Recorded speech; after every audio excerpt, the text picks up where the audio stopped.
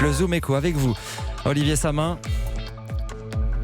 Et le ciel qui s'assombrit pour Ryanair. Grève des hôtesses et stewards portugais à partir de mercredi. Grève des pilotes irlandais jeudi. Grève des pilotes britanniques le 2 septembre. Menace aussi chez les salariés des bases espagnoles. Le climat social se tend, Olivier, comme l'année dernière à la même époque. Mais cette fois, la situation semble encore plus sérieuse. Oui, il y en a qui maudissent le dimanche. Le décomplexé patron de Ryanair, Michael O'Leary, va maudire, lui, le mois d'août. Il n'y a pas plus stratégique que le mois d'août quand on transporte des millions de vacanciers à travers toute l'Europe. Qu'à cela ne tienne, pour la deuxième année consécutive, c'est la période que les pilotes, les hôtesses, les stewards et les agents d'escale de Ryanair ont choisi pour exprimer leur mécontentement. Salaire, retraite, contrat de travail, menaces sur certaines bases en Europe, tous ces sujets ont été mis sur la table dans différents pays, sans réponse jusqu'à présent. L'année dernière, dans un contexte identique, la direction de la compagnie avait dû se résoudre à annuler 400 vols sur une seule journée. Qu'en sera-t-il cette fois-ci ?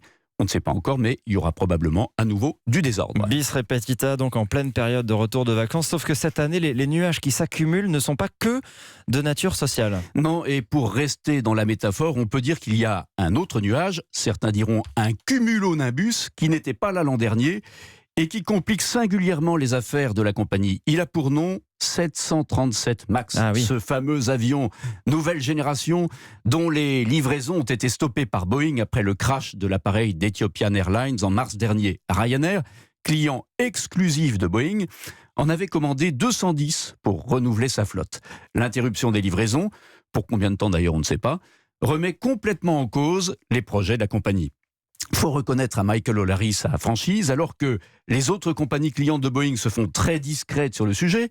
Il a, lui, très clairement annoncé que ce contretemps, réduira ses capacités de transport de voyageurs prévues l'an prochain et qu'en conséquence, Ryanair serait amené à fermer dès la fin de cette année plusieurs bases aéroportuaires jugées pas assez performantes, des bases espagnoles, croit-on savoir. Ça se complique donc pour Ryanair au point qu'on peut se demander ce matin si le modèle économique qui a fait le succès de la compagnie depuis sa création il y a 34 ans déjà n'a pas atteint ses limites. On peut se le demander, effectivement. Ryanair est certes un géant, deuxième plus grosse compagnie européenne derrière le groupe Lufthansa, avec 120 millions de passagers par an.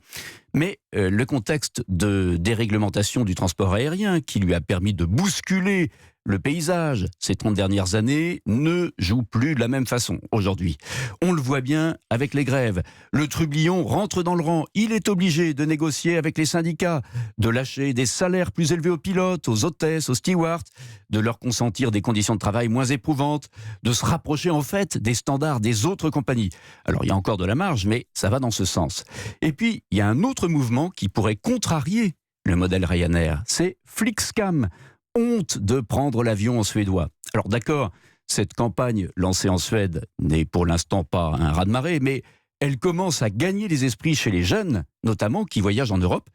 Et les jeunes qui voyagent en Europe, c'est typiquement la clientèle de Ryanair.